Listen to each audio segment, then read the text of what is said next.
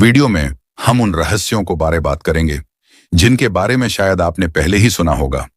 श्रेणी सिमोन कौन था, उसे ही क्यों चुना गया, और कैसे एक ऐसा काम जो अपमानजनक लगता था वह परमेश्वर की सबसे महान योजना का हिस्सा बन गया। इस कहानी के लिए तैयार हो जाइए। एक ऐसी कहानी जो आपके विश्वास को गहराई से छू लेगी और क्रूस के बारे में आपकी सोच को बदल देगी। बाइबल में सुमाचार मार्कुस के द्वारा 15:21 में लिखा, श्रेणी सिमोन जो सिकंदर और रिफ्यूज के पिता कुरेने के निवासी था, जब वो खेत से लौट रहा था तब ईसा के क्रूस उठाने के लिए सिपाहियों ने मजबूर किया। मरकुस 15:21 में जिस सिमोन का उल्लेख मिलता है वह संभवतः उन्हीं श्रद्धालु तीर्थयात्रियों में से एक था। वह यरूशलेम इसलिए आया था कि धार्मिक आज्ञा को पूरा कर सके, लेकिन उसने कभी कल्पना भी नहीं की थी कि वह ईसाई इतिहास के सबसे महत्वपूर्ण क्षणों में से एक का हिस्सा बन जाएगा। शास्त्र बताते हैं कि सिमोन गांव के खेत की ओर से आ रहा था। इससे संकेत मिलता है कि वह एक साधारण व्यक्ति था, शायद खेती या अन्य सामान्य कामों में लगा हुआ। उस दिन पास्का का पर्व था, लेकिन यरूशलेम में तनाव भी बहुत था।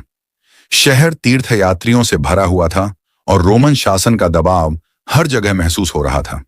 इसी माहौल में सिमोन का रास्ता यीशु से टकराया। क्या यह केवल एक संयोग था या इसके पीछे परमेश्वर की कोई बड़ी योजना थी?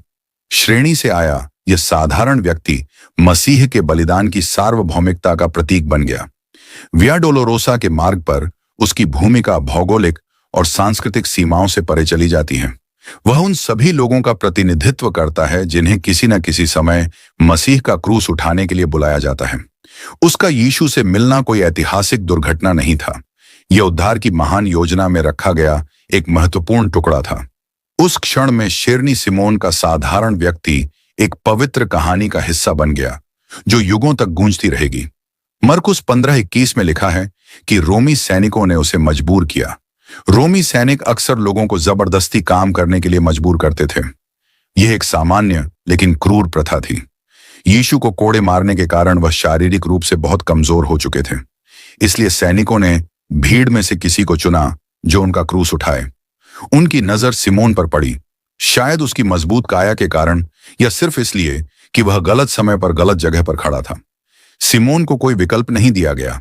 उसके लिए यह अपमानजनक और डरावना पल था, लेकिन उसी क्षण वह एक ऐसे उद्देश्य का हिस्सा बन रहा था जो मानवीय अधिकारों से कहीं बड़ा था, एक दिव्य योजना। जब सिमोन की नजर यीशु से मिली तो वह केवल एक घायल व्यक्ति को नहीं देख रहा था। यशायाह 53:5 की भविष्यवाणी उस समय साकार हो रही थी। वह हमारे अपराधों के कारण घायल किया गया, हमारे अधर्म के कारण कुचला गया। यीशु का शरीर घावों और रक्त से भरा था, लेकिन उनके चेहरे पर एक स्वर्गीय गरिमा थी। सिमोन शायद डर और आश्चर्य से भर गया होगा। यीशु की आंखों में कुछ ऐसा था, करुणा, शांति और गहराई, जो आत्मा को छू ले। शायद उसी पल सिमोन ने महसूस किया कि वह केवल लकड़ी का बोझ नहीं उठा रहा, वह ईश्वर की योजना का भार उठा रहा है। क्रूस हल्का नहीं था। ऐसे क्रूस लगभग 50 किलो तक भारी हो सकते थे। सिमोन ने जब उसे उठाया तो उसने केवल शरीर पर ही नहीं बल्कि आत्मा पर भी उसका भार महसूस किया। भीड़ यीशु का मजाक उड़ा रही थी। रोमी सैनिक क्रूर थे और सिमोन को डर था कि कहीं उसे भी अपराधी न समझ लिया जाए।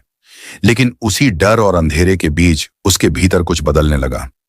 क्रूस केवल एक दंड नहीं था, यह मसीह के दुख में सहभागी बनने का निमंत्रण था। मरकुस 15:21 में एक दिलचस्प बात और लिखी है। सिमोन को सिकंदर और रूफुस का पिता कहा गया है। यह छोटी सी जानकारी बहुत गहरी है। इससे पता चलता है कि उसके बेटे प्रारंभिक मसीही समुदाय में जाने पहचाने लोग थे। रोमियो 16:13 में प्रेरित पौलुस रूफुस का भी उल्लेख करते हैं। यह दर्शाता है कि सिमोन का परिवार बाद में मसीही विश्वास का सक्रिय हिस्सा बन गया। एक पल जिसने सिमोन की जिंदगी बदल दी, उसका प्रभाव उसकी अगली पीढ़ियों तक पहुंच गया। दुनिया की नजर में सिमोन के लिए क्रूस उठाना एक अपमान था, लेकिन परमेश्वर की दृष्टि में वह एक आशीष थी। जो चीज दुनिया को कमजोरी लगती है वही परमेश्वर की योजना में शक्ति बन जाती है। जो चीज श्राप जैसी दिखती है वही छिपी हुई आशीष बन सकती है। सिमोन के आगे के जीवन के बारे में बाइबल ज्यादा नहीं बताती। कुछ परंपराएं कहती हैं कि वह श्रेणी वापस गया और वहां सुसमाचार फैलाया। कुछ कहते हैं कि वह रोम गया और वहां मसीही समुदाय के साथ जुड़ गया।